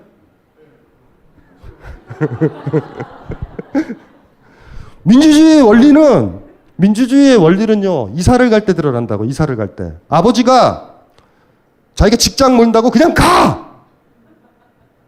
그러면 자식은 어떻게 돼요? 지금까지 사귀었었고 썸 타고 있었던 애랑 다 헤어져야 되는 거야. 그걸 고려를 안 해. 내가 이 사람의 자유를 인정하고 저 사람을 주인으로 인정하고 민주적 주체로 인정한다는 거, 이 사람이 사랑할 자유를 인정하는 거예요. 불가피하게 갈 수는 있겠지. 하지만 굉장히 그걸 보듬어 주고 이제 움직여야 되는 거야. 가정에서의 민주주의가 뭐라고요? 또 사랑과 자유가 또 나오는 거야. 이해되죠? 예. 네. 내가 이 사람을 사랑하는 거는요, 이 사람이 사랑하는 걸 내가 사랑하는 거예요. 얘가 내 아들이야. 얘가 아들인데 내 생각 같아서는 절대 그렇게 살면 안 되는데 자꾸 재즈 음악 하겠다 그래. 재즈 음악. 음악성도 없어요. 나 닮아서. 내가 봐도 나가라. 이럴 때 있죠. 이럴 때 있죠. 무슨 말인지 아시죠? 이럴 때 내가 내 거를 밀어붙이는 거잖아. 근데 지금 재즈가 좋은 거예요. 잘하냐 못하냐 효율의 문제가 아니야. 좋은 걸 해야 되지. 그러면 얘가 사랑하는 걸 내가 사랑해주면 이 친구는 받아요. 그게 민주적인 사회예요. 민주주의가 권리의 문제와 손해의 문제라든가 이해관계의 문제, 이해를 법정에서 완화하고 이런 건 민주주의가 아니라고 제가 그랬잖아요. 민주주의는 우리끼리 가야 되니까. 우리를 지배하는 최종신급이 법이 있고 헌법이 있고 재판관이 있으면 민주주의가 아니에요. 법이 지배하는 거지. 법치주의는 민주주의랑 상관없어요. 아무. 우리가 항상 법을 바꾸면 되는 거야. 옛날에 이성복 시인이 상태 좋아졌을 때 했던 말. 에? 방법을 가진 사랑은 사랑이 아니다. 제가 누누이 강조했잖아요. 아버지가 짜장면을 좋아했으면 제사상은 짜장면을 올리는 거예요. 사랑 때문에 혁명이 생기는 거예요. 우리 아이한테, 우리 후배들한테, 청년들한테 이런 법을 만들어야 애들을 더 사랑할 수 있고 애들이 사랑할 수 있는 걸 더 잘할 수 있게 법을 만들어야죠. 방법을 가진 사랑은 사랑이 아니란 말이에요, 그게. 근데 방법이 정해져 있잖아, 법률에서. 내가 만든 것도 아니야. 부르주아 법률들이에요, 다. 밀리 옛날에 얘기했잖아요. 대의민주주의의 최고의 문제가 계급 입법이라고. 지금 만들어지는 모든 법률에 여러분들이 개입을 하냐고. 다 친자본적인 법들인데. 우리 몰라요, 그냥. 다 통과돼. 근데 법정에 들어가면 알아. 그런 법률이 있어서 여러분이 툭툭 떨어진다라는 거. 혁명은 어디서 와요? 사랑에서 온다고. 홍동백서의 제사상을 안 올리는 이유는 내가 아버지를 사랑함에 있어요. 나를 사랑하는 게 아니라 나를 사랑하면 홍동백서로 제사 지내면 돼. 주변에서 욕 안 먹으니까. 내가 아버지를 사랑하면 짜장면을 올려야죠. 이래서 변화가 오는 거야. 그게 민주주의예요. 민주주의는 사랑이라고 제가 그랬잖아요. 바닥에. 민주주의를 너저분하게 권리에 동등한 인정, 배려 이렇게 생각하면 안 돼요. 그거랑 상관없어요. 그거는 부르주아적인 갈등이라고. 남성, 여성 문제도 마찬가지고 정규직, 비정규직의 문제도 마찬가지예요. 우리가 다 뺏긴 게 뭐예요? 우리가 서로 사랑하고 아끼고 돌보지 않으면 우리끼리 못 끌고 가잖아. 우리 사회를. 반 아이들이 이렇게 있다고 해보자고요. 가족이라고 생각해도 돼. 그들이 서로 아끼면 민주적으로 된단 말이에요. 아버지가 돈을 벌지만 아이한테 함부로 못하지. 설득을 하려고 그러겠죠. 사랑하니까. 아빠가 이렇게 직장 다니면서 코피 계속 터지는 거야. 너무 힘드는 거야. 애가 요새 썸 타고 있어서 지금 이사 가면 안 되는 것 같아. 그래도 터지고 터져서 애 손을 잡는 거지. 아빠 죽겠다, 씨발. 그래서 그래도 안 돼요. 걔를 버릴 수는 없어요. 이럴 수 있잖아. 그러면 아버지가 다시 코피를 흘리고 또 견뎌보는 거야. 이걸 민주적이라고 그래요. 민주주의 까먹지 맙시다. 동등한 배분, 법치 이런 거랑 상관없다고. 우리가 법을 계속 만들 수 있어야 된다. 우리가. 이해되죠? 방법을 가진 사랑은 사랑이 아니에요. 여러분이 진보적이다라고 하면 누구 때려잡는다고 진보가 아니에요. 얼마만큼 사랑이 필요한 사람한테 사랑을 주고 있느냐. 그리고 그들을 사랑하려면 어떤 식의 구조를 만드는 게 좋은가. 어떤 식의 조건을 만들어줘야 되는가. 이걸 고민하면 여러분들은 진보예요. 반면 나는 왜 이렇게 나한테 돌아오는 게 없어? 그건 혁명이 아니라 그냥 폭동. 레볼루션이랑 리벨리온이 달라요. 리벨리온 전문 용어다. 반란, 폭동. 혁명은 바꾸는 거예요, 시스템을. 어디서 온다고? 세상에 불만이 있어가지고요. 세상에 불만이 있어서 투덜투덜하고 쟤만 죽이면 돼. 이런 거랑 누구를 사랑하는 거예요. 얘를 사랑하는데 사랑 못하게 하니까 얘를 제거하는 거는 괜찮다고. 엄마가 이렇게 집회에 나와야 되는 거예요. 교육제도가 너무나 더러워서 애랑 내가 여행도 못 다닌다. 그 집회에 나오는 거지. 그리고 박근혜 욕하는 거예요. 나가라! 씨발! 사랑 좀 하게 내버려둬. 이해돼요? 요 힘으로 가지고 했다면 여러분 진보예요, 진짜. 나만을 생각한다면, 나의 이득을 생각한다면 자본과 여러분들은 무슨 차이가 있어요? 자본가들을 우리가 왜 짐승으로 보는지 아세요? 이익을 탐하기 때문에 짐승으로 보는 거잖아. 우리가 그들보다 나은 이유는 인간적이다라는 거예요. 물론 인간적임도 이상하게 생기는 거야. 아버지가 물려놓을 유산이 없기 때문에 별로 갈등도 없어. 아버지한테 원하는 건 부채를 좀 안 남겼으면 좋겠습니다. 뭐 이 정도야 우리는. 돈이 많고 이득을 탐하게 되면 나오잖아요. 또 질문 또 하나자. 촛불 집회 나갔을 때 누구를 사랑해서 거길 나갔나요?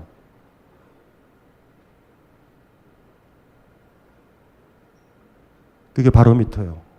여러분을 제외한 누구를 아끼냐. 물고기를 아껴도 돼요. 고양이를 아껴도 돼. 박근혜가 들어온 다음서부터 동네에 있는 길냥이들이 굶고 있다. 뭐 이래서 나와도 돼. 그건 상관없어요. 그건 예쁜 거예요. 무슨 말인지 아시겠죠? 사랑의 힘이라고요. 민주주의의 힘은. 민주주의를 지킬 수 있는 유일한 힘은 우리의 사랑이라고. 공권력이 아무리 침범을 하고 무서워도 우리가 서로를 아끼는데 집회 현장에서 누가 떠나겠어요? 떠날 수는 있어. 오늘은 분위기가 안 좋다. 집에 가서 반성해야지. 집에 가서 반성을 할 수 있잖아. 아이고 미약하고 약하기도 해라. 에? 사람들 못 지키고 무서워서 나왔네. 이런 반성은 하겠죠. 무슨 말인지 알죠? 동등한 권리 이런 것들 얘기하지 맙시다. 이런 것들 얘기하지 맙시다. 그건 2차적이에요. 2차적. 그거는 고민을 해봐야 되는 거예요. 그 다음부터는. 이해되시죠? 우리의 힘은 사랑이에요. 그래서 민주주의자들은요. 진보주의자들은 반전이라고요. 전쟁을 원하지 않아요. 우리는. 무슨 말인지 알죠? 체제나 권력자들은 갈등, 자본가들은 경쟁시킨다고. 민주주의자들은요. 기본적으로 반전주의자. 여기 또 바로미터. 김문수가 되느냐 안 되느냐. 진보주의자인데 전쟁을 찬성한다. 로자 룩셈부르크 아세요? 1차 세계대전 아세요? 1차 세계대전? 1차 세계대전이 어떻게 붕괴됐는지 아세요? 그거는 뭐냐면 각 민중들이요 보이콧을 해요. 러시아에는 러시아 혁명이 일어나고 독일에는 로자 룩셈부르크 혁명이 일어나. 군인이 없어. 그 전쟁을 못해. 그 전에 로자 룩셈부르크가 했던 유명한 말이 있어요. 사회민주당이 그때 어떻게 됐냐면 이런 거예요. 마르크스의 공식 있죠. 만국의 노동자여 단결하라. 근데 사회민주당 애들은요. 사회민주당 애들, 독일 사회민주당 아이들은 어떻게 생각했냐면 전쟁 중이니까 지금은 만국의 노동자가 단결하면 안 되고 국가를 위해서 충성하자. 이렇게 얘기를 했다고.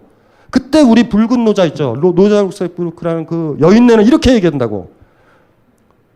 평화로울 땐 만국의 노동자여 단결하고 전쟁 시에는 만국의 노동자여 싸워라. 이게 무슨 개소리냐. 이게 진보의 한 잣대예요. 무슨 말인지 알죠? 우리는 인간에 대한 사랑으로 갈 거라고. 그리고 우리가 누군가를 싸운다면 딱 이유는 하나요. 우리의 사랑을 가로막으면. 내가 아이랑 같이 못 있고 가족이랑 생활 잘 못하고 야근에 지쳐가고 너무나 아이가 학교로 돌아갈 때 아이를 위해서 뭐를 하셨어요? 그래. 집회 현장에 나가죠. 교육부에서 뭐를 해야죠. 사랑이 힘이에요. 무슨 말인지 이해되시죠? 그럼 뭔가를 바꿔. 뭔가를 바꿔요? 그러면 좋을 것 같아요. 가정에서 민주주의를 찾는 방법이요? 이렇게 이제 되물어 볼 수 있겠다. 아버지를 사랑하세요? 그러니까 저러면 이제 너저분한 이득 다툼이 되는 거야.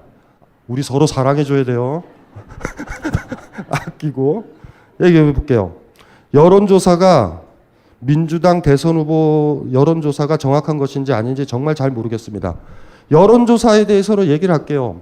이것만 외워둬. 이것만. 통계학 있죠. 통계학에 대한 불문율이에요. 이거 외워두면 어디 가서 유식하다는 얘기를 들어.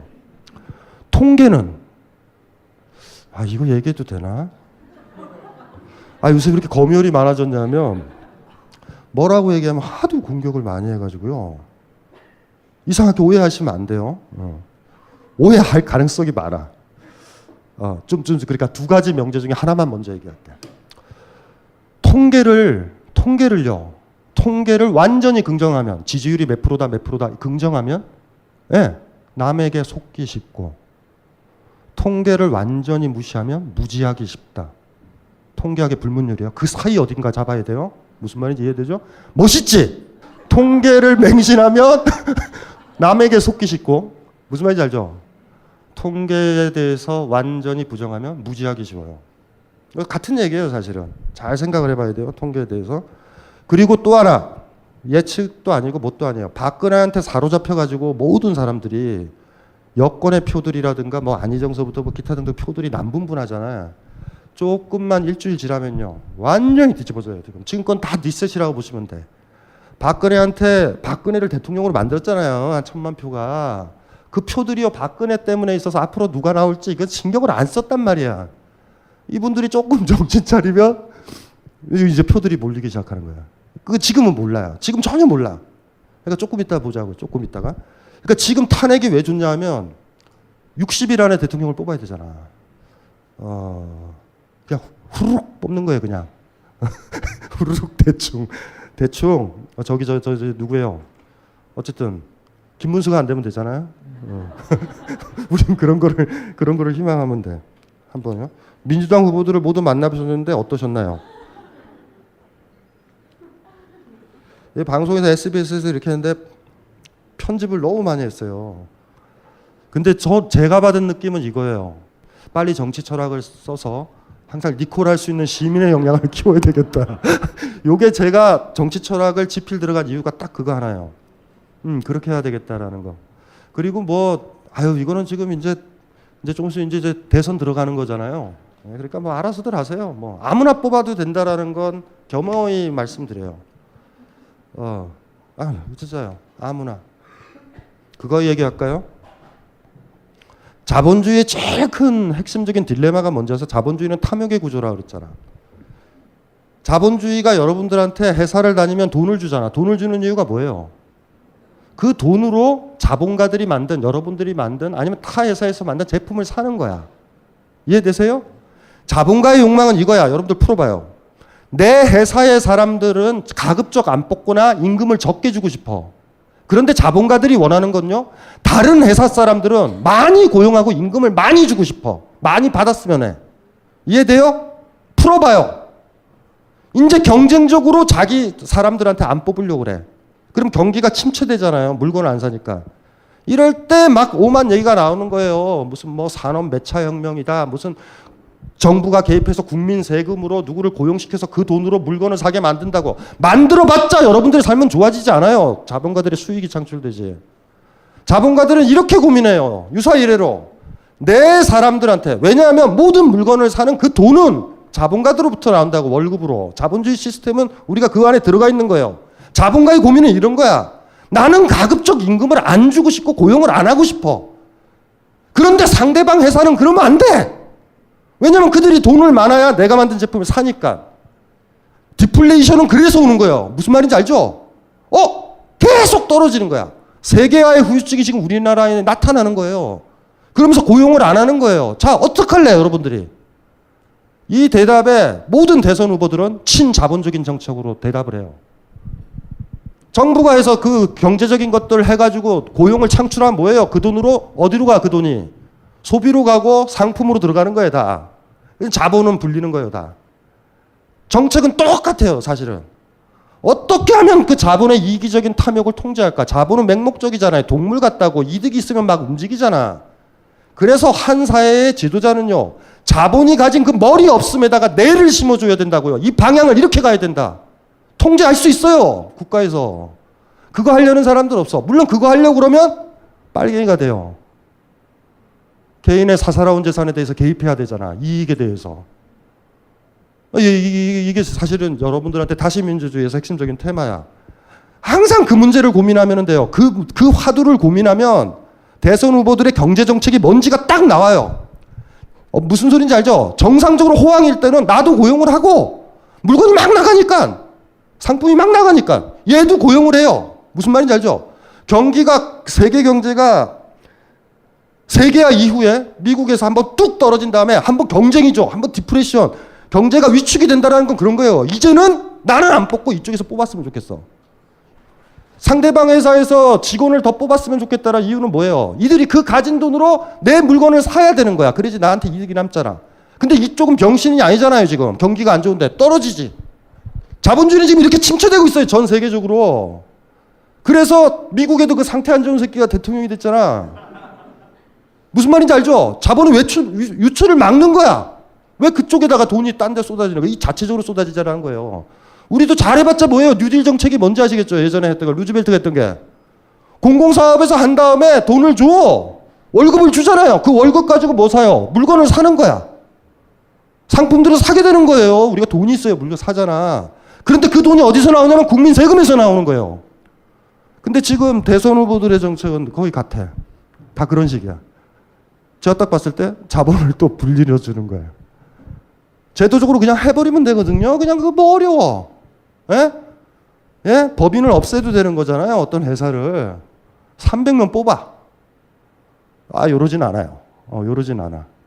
그러니까 기껏 해봤자 무슨 공적 사업을 한다든가 공무원 수 많이 늘리잖아. 아, 또 하나의 방법이 있어. 군대를요, 그거 해도 돼. 그것도. 직업군인제로. 무슨 말인지 알죠? 모병제로 하면 되는 거야. 그것도 생각할 거예요. 공무원 수를 늘리고 있잖아요, 정부가. 공무원 수를 늘리면 그들이 월급을 받잖아. 그게 국민 세금이잖아. 그 돈 가지고 물건을 사. 그럼 누가 이득이 남아요? 삼성이나 얘네들이 이득이 남는데 우리나라 회사들이 다국적 기업이 너무 많이 들어와 있잖아. 그것도 외국으로 유출돼, 자본으로. 세계화 이후에는요, 우리가 발버둥을 못 쳐요.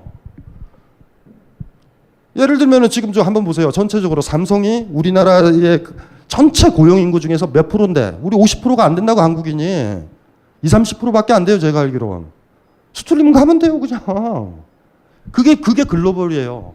인간의 통제력이 없어지고 한 정치적 통제력이 없어지고 국가 지도자가 할 수 있는 게 별로 없다고. 옛날에 저 노무현이 기억나잖아요. 그 용인에 그 삼성단지 만들어졌을 때 이건희가 그때 그 삐딱선 탔잖아. 중국으로 공장 세우겠다고. 그 가서 말린 거고요. 그린벨트 다 풀어준 거예요. 사실 정책적으로 봤을 때도 그건 굉장히 심각한 문제죠.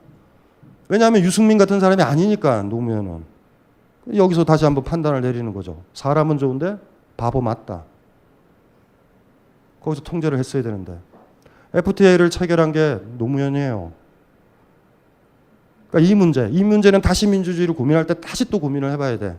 여러분들이 다시 한번. 결과적으로 지금 대선 후보들의 모든 정책들은요, 자본에다가 압력을 가해서 그렇게 하는 식이 아니에요, 지금. 그렇게 할 수도 없어. 대개 주된 자본들이 세계적으로 그냥 흘러다니잖아요, 지금. 옛날에는 우리나라 국가에만 주로 있었으니까 통제를 할 수 있었거든. 환경조사를 한다든가 뭐 해서 이렇게 압력을 가할 수도 있었다. 근데 지금은요, 전체 고용인원의 한 60%, 70%가 삼성은 외국에 있다고 다. 무슨 말인지 아시겠죠? 물론 이재용이 외국으로 가진 않아요. 왜냐하면 우리나라는 만만한 나라라 상속세를 해결할 수 있어요. 로비 써서. 미국에서 이재용 같이 저렇게 날뛰었다면 거의 감옥 가요. 제가 봤을 때. 우리 사회 남루함 중에 하나예요. 사람들이 막 삼성을 공격하면 본사를 다 미국으로 간다. 안 간다니까. 왜냐하면 우리나라는 만만한 나라예요.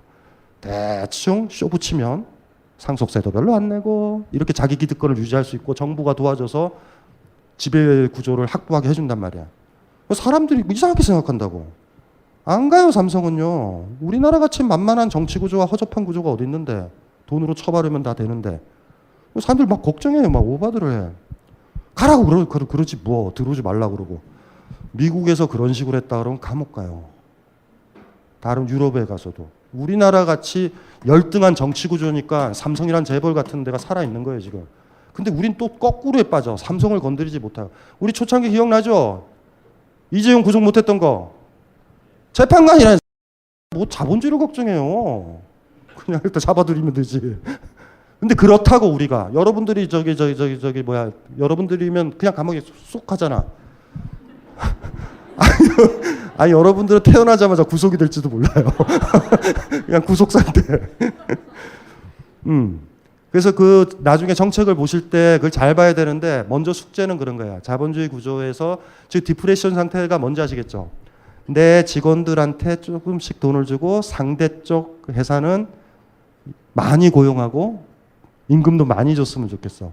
근데 이 상대편도 그렇게 안 하죠. 이걸 디프레션이라고 그래요. 지금 그 상태에 전 세계적으로. 그럴 때 국가가 개입할 거라고. 그러니까 영국에도 브렉시트 됐잖아.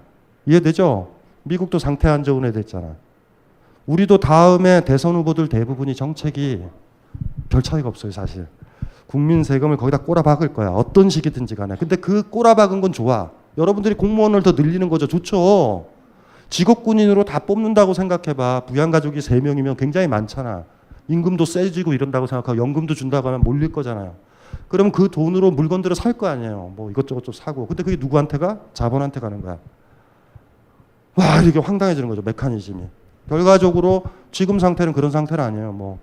근데 다들 그러잖아요. 정부가 그 환경을 조성해서 세금을 투자하고 그 돈들이 어디론가 들어가는 거야, 이렇게. 쑥쑥쑥. 무슨 말인지 아시겠죠? 현 사회에서 민주주의, 자본주의 사회에서 민주주의를 생각할 때 제가 얘기했던 거, 디프레이션 상태에 어떻다고 자본가는요? 가급적 내 직원들을 적게 뽑거나 임금을 적게 주지만 그들의 욕망은 다른 회사들은 많이 뽑고 임금을 많이 주기를 원해. 근데 이쪽도 안 해. 그러면서 경기는 침체되는 거예요. 고용은 계속 줄어들고 청년들은 취업 안 되지. 자, 이럴 때 어떻게 할 것인가? 장밋빛으로 얘기를 하는 대선 후보가 나올 거예요. 우리가 오면 경기가 다시 살아날 거야. 살아나기 뭘 살아나요? 그닥 신뢰하지 않아요. 그저 개인적으로. 야, 그 다음에 이거 하나만 더 읽고 좀 쉽게 시작할게요. 우리나라는 보수와 진보로 나뉘어서 왜 이렇게 분열되어 있는 걸까요? 그리고 국민 통합을 할 수 있는 방법이 무엇인지 궁금합니다. 통합을 하지 마요. 통합을 좀 하지 맙시다. 통합하지 마요. 통합. 왜 이렇게 통합을 하려고 그래요? 왜 여러분들이. 분열이 됐던 이유는 남북 대립 때문에 그래. 이 세상에서 제일 중요한 정치 철학 입문서가 뭔지 아세요? 진격의 거인이에요. 벽. 기억나요? 저 멀리 거인들이 있으니까 이쪽이 어떻게 돼요? 통제가 되죠. 이쪽이 반란의 기미가 있으니까 거인들을 시켜서 벽을 뚫어서 거인이 공격하게 하지. 슈미트라는 독일의 정치 철학자가 했던 말, 정치적이라는 게 뭐예요? 적과 동지를 나누는 거야. 남과 북이 대립이 되어 있다라는 이 구조가 그대로 안으로 계속 대립으로 지금 들어갈 거예요. 요번 집회에 뭐 여기 있는 친구들은 금지어라고 하지 말라고 그랬는데 6월 항쟁이랑 4.19 혁명이랑 올해가 좀 다른 이유는 반혁명적 시위가 있었다라는 거예요. 탄기국 중심으로. 우리가 갈라서기 시작한 거예요. 옛날에는 시위를 한다라는 건 억압받는 대다수 사람들이 권력과 싸웠었잖아. 근데 이제는 우리랑 같은 이웃이고 같이 밥 먹는 아버지일 수도 있고 삼촌일 수도 있는 사람들, 나이 든 사람들이랑 이렇게 싸우는 거야, 우리끼리. 무슨 말인지 아시겠죠? 그러니까 권력과 가기 전에 이들한테 걸려요, 한번. 무슨 말인지 알죠? 그래서 사실은 지금 시위가 희망적인 것도 있지만 좀 절망스러운 건 반혁명 시위도 가능하다라는 걸 처음으로 나왔어요. 6월 항쟁 때는 우리 학생들이 시위하는 걸 싫어하는 사람들이 그냥 집에 있어. 시위로 직접 나오는 건 완전히 달라요. 사사건건 시위가 이제 그렇게 일어날 수 있는 분위기가 만들어져서 제가 처음에 그런 거예요. 민주주의 원칙을 다시 고민해야 된다. 지금처럼 이렇게 하면 나중에 되면 할아버지 할머니들이 좀 가라앉겠지 이런 게 아니라 이 갈등 구조가 굉장히 많이 생길 수 있어요. 그리고 우리가 계속 갈라지게 되면 권력까지도 이루지도 못해. 무슨 말인지 알죠? 여러분들 이렇게 변하자라고 했는데 하지 말자 이러는 사람이 있으면 옆에서 막 붙으면 어떻게 돼? 부대끼면. 이쪽에 에너지 소모를 다 하는 거지. 권력은 위에서 지네들끼리 싸운다. 오늘 한교안도 그러더라고. 실질적으로 집회에 참여하는 수를 보면 촛불 집회가 압도적이잖아. 근데 그걸 보고서 다양한 애국심을 다 가지고 있습니다. 통합을 했으면 좋겠어요. 황교안이 그러더라고. 이거 질문하신 분은 황교안 쪽 발상이에요. 그리고 국민 통합을 할 수 있는 방법은 무엇인지 궁금합니다.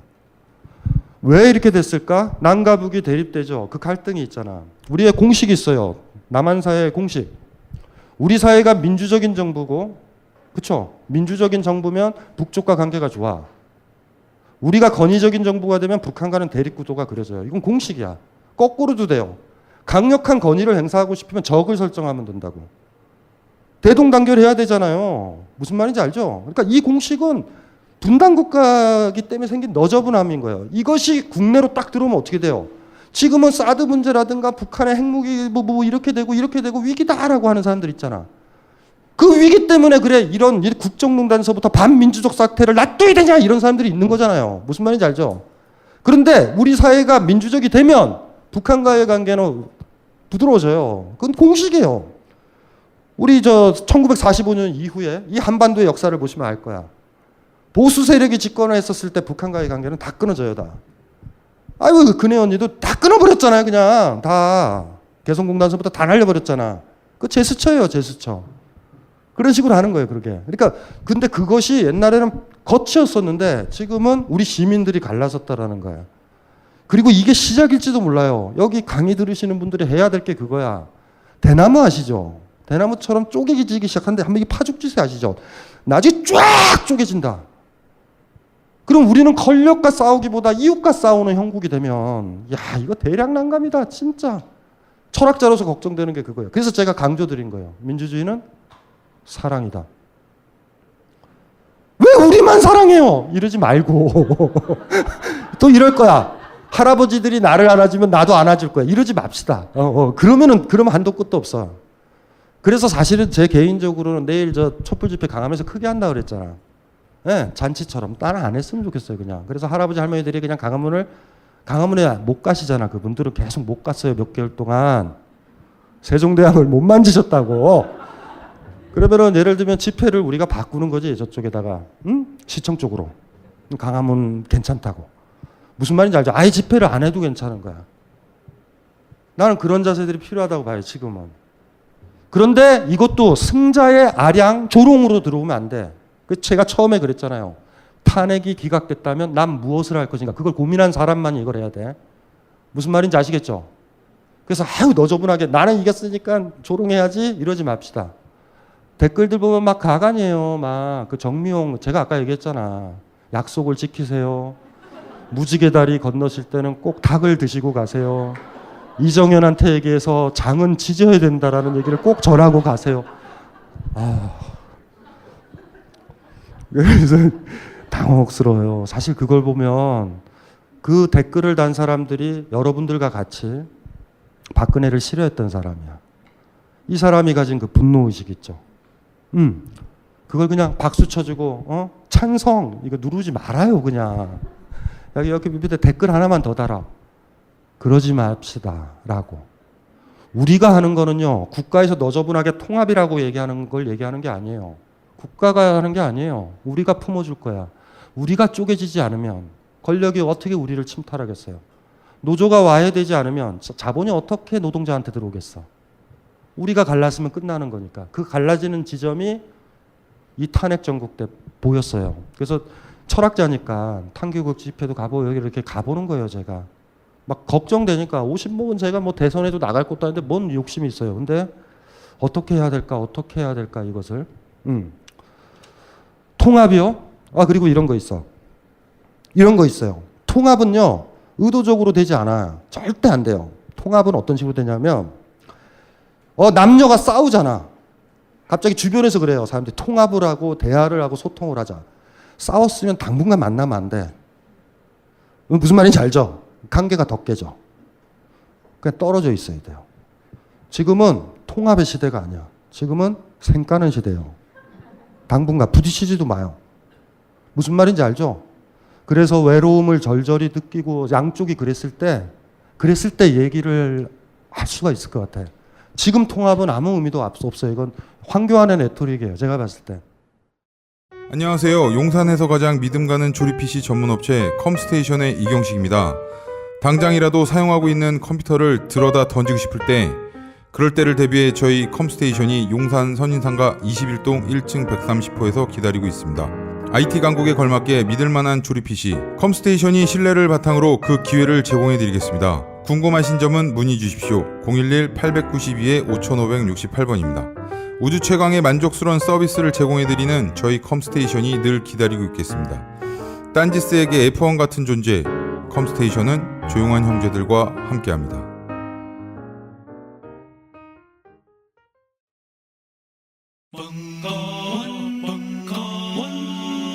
벙커원 라디오